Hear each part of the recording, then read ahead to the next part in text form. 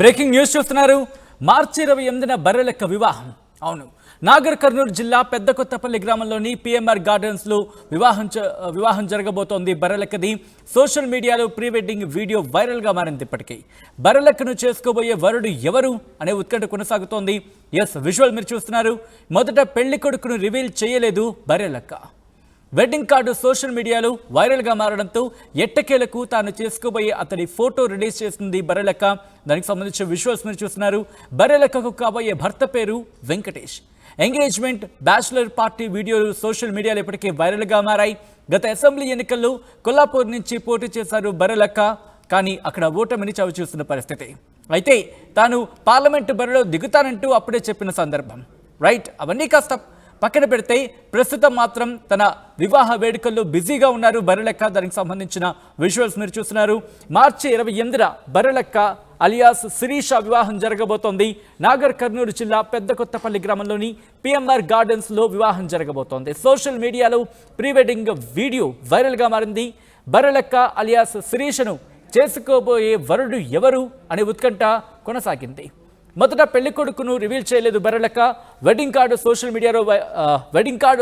మీడియాలో వైరల్గా మారడంతో ఎట్టకేలకు తాను చేసుకోబోయే అతడి ఫోటో రిలీజ్ చేసింది బర్రెలెక్క శిరీష.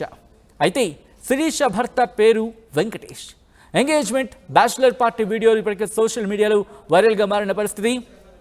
మరిన్ని వివరాలు తెలుసుకునే ప్రయత్నం చేద్దాం. మా ప్రతినిధి మణికంఠ వివరాలు అందించేందుకు లైవ్లో జాయిన్ అవుతున్నారు.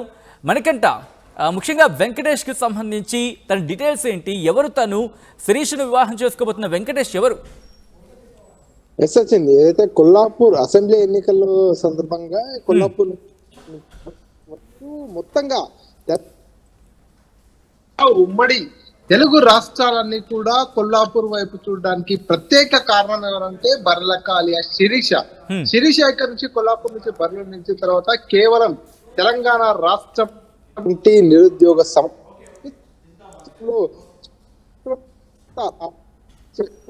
సమస్యలన్నింటికి పరిష్కారంగా తాను ఎన్నికల బరిలో నిలబడుతున్నా గతంలో ఒక వీడియో చేయడం జరిగింది.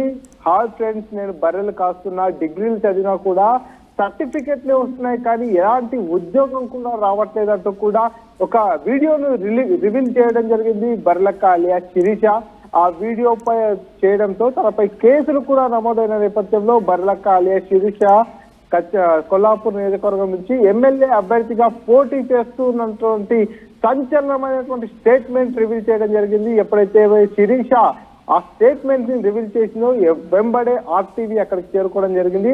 అసలు ఇంతకు అసెంబ్లీ నిలవడానికి గల కారణాలేంటి, అసెంబ్లీ బరిలో నిలవడానికి తనకున్నటువంటి బలాలేంటి, తను నిలవడానికి ఆ అసెంబ్లీలో ఎన్నికల్లో పోటీ చేయడానికి కారణాలు ఏంటి అనే అంశంపై కూడా పూర్తిగా శిరీషతో ఆర్టీవీ ఒక ప్రత్యేక ఇంటర్వ్యూ చేయడం జరిగింది. ఆ ఇంటర్వ్యూ చూసినటువంటి తెలుగు రాష్ట్రాల ప్రజలంతా కూడా బర్రెలెక్కకు అండగా నిలిచినటువంటి పరిస్థితి. పూర్తిగా ఎన్నికల ప్రచారంలో కావచ్చు, ఎన్నికల్లో పూర్తిగా శిరీషకు మద్దతుగా తెలంగాణ నుంచే కాకుండా ఆంధ్ర నుంచి కూడా, ఏపీ నుంచి కూడా పెద్ద ఎత్తున శిరీషకు మద్దతుగా అక్కడికి రావడం జరిగింది. ఈ నేపథ్యంలో శిరీష తెలంగాణ రాష్ట్ర వ్యాప్తంగా కూడా ఒక రోల్ మోడల్ గా నిలిచినటువంటి పరిస్థితి. కొల్లాపూర్ నియోజకవర్గం నుంచి అతిరథ పెద్ద పెద్ద నాయకులు కూడా పోటీ చేస్తున్న నేపథ్యంలో వారందరికీ జీటుగా ఎక్కడా కూడా భయపడకుండా తమ సోదరుపై దాడి జరిగినప్పటికీ కూడా ఎక్కడ కూడా భయపడకుండా ఎన్నికల్లో పోటీ చేస్తూ చివరి దాకా నిలబడిన నేపథ్యంలో ఆర్టీవీ ప్రతి నిమిషం కూడా శిరీషకు అండగా నిలుస్తూ శిరీషకు సపోర్ట్ గా చేస్తున్నటువంటి పరిస్థితి నేపథ్యంలో మనకంటే ప్రస్తుతం అంటే అప్పుడంటే అసెంబ్లీ ఎన్నికల బరిలో దిగిన పరిస్థితి చూసాం. అయితే తన ఓటమి చవి చూసిన తర్వాత ప్రస్తుతం వివాహ వేడుకల్లో బిజీగా ఉన్నారు. కానీ పార్లమెంటు బరిలో కూడా దిగుతారు బర్రెలెక్క అని చెప్పి ఇన్ఫాక్ట్ తానే ప్రకటించిన పరిస్థితి. సో పార్లమెంటు బరిలో ఉండబోతున్నారా?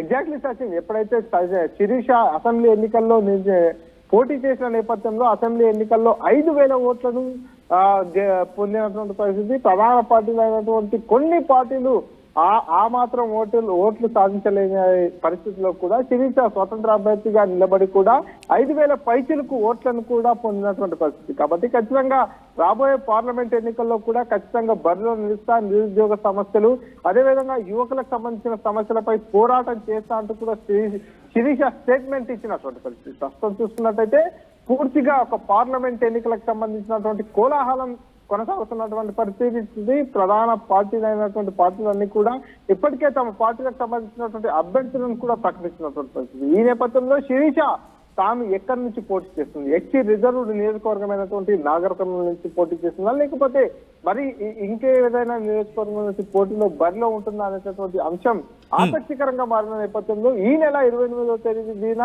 తన వివాహ మహోత్సవాన్ని నిశ్చయించుకున్నటువంటి పరిస్థితి. ఇప్పటికే పెద్దల సమక్షంలో పెళ్లికి సంబంధించినటువంటి అన్ని రకాల కార్యక్రమాలు కూడా మణికంఠ, మీరు అన్నట్టుగా వివాహ వేడుకలకు సంబంధించి తను ఆ వివాహ వేడుకలో పాల్గొంటున్న సందర్భాన్ని మనం చూస్తున్నాం. కానీ ఎవరు ఈ వెంకటేష్? ఈ వెంకటేష్కి సంబంధించి ఎట్లా వీళ్ళ బంధం ఎట్లా కుదిరింది? కుటుంబం ఏమంటోంది?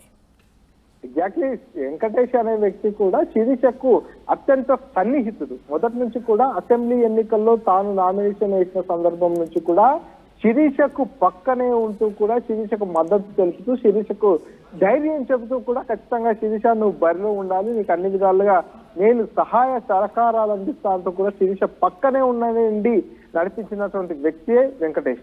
సో మొదటి నుంచి కూడా శిరీష వెంబడే ఉన్నాడు. శిరీషకు కుటుంబ నేపథ్యంలో చూసుకున్నట్టయితే కూడా సన్నిహిత చాలా దగ్గరి బంధువు కూడా ఈ వెంకటేష్. సో ఈ నేపథ్యంలో శిరీషకు దగ్గరుండి మద్దతు తెలిపాడు. అసెంబ్లీ ఎన్నికల్లో కూడా శిరీష ఈ రేంజ్ లో ముందుకు రావడానికి కారణం ఎవరంటే కూడా వెంకటేష్ అని చెప్పవచ్చు. ప్రతి సందర్భంలో కూడా ఒకానొక సందర్భంలో అసెంబ్లీ ఎన్నికల సమయంలో కూడా తన సోదరపడికి దాడి జరిగిన సమయంలో కూడా శిరీష కొంత భయానకమైనటువంటి పరిస్థితులను ఫేస్ చేసినటువంటి పరిస్థితి, కొంత ఇబ్బందికరమైనటువంటి వాతావరణాన్ని ఎదుర్కొన్న సమయంలో కూడా వెంకటేష్ పక్కనే ఉండి కూడా ఏం కాదు, మనం ఒక కాస్తో ముందుకెళ్తున్నటువంటి పరిస్థితి. తెలంగాణ రాష్ట్రంలో ఉన్నటువంటి నిరుద్యోగ సమస్యను కావచ్చు, యువకులంతా కూడా ఫేస్ చేస్తున్నటువంటి సమస్యలపై పోరాటం చేస్తున్నాం కాబట్టి నువ్వు ఎక్కడా కూడా భయపడాల్సిన అవసరం లేదు, ముందుకెళ్ళి నీ వెనకాల మేము ఉంటామంటూ కూడా ఎంతో మంది సపోర్ట్ చేశారు. ఆ ఎంతో మందిలో కూడా శిరీష బంధువు అయినటువంటి వెంకటేష్ కూడా శిరీష ఎన్నికల ప్రచారంలో కావచ్చు శిరీషతో పాటు ముందుకు నడిచినటువంటి వ్యక్తి వెంకటేష్. ఈ రోజు ఆ వెంకటేష్ కూడా శిరీషపై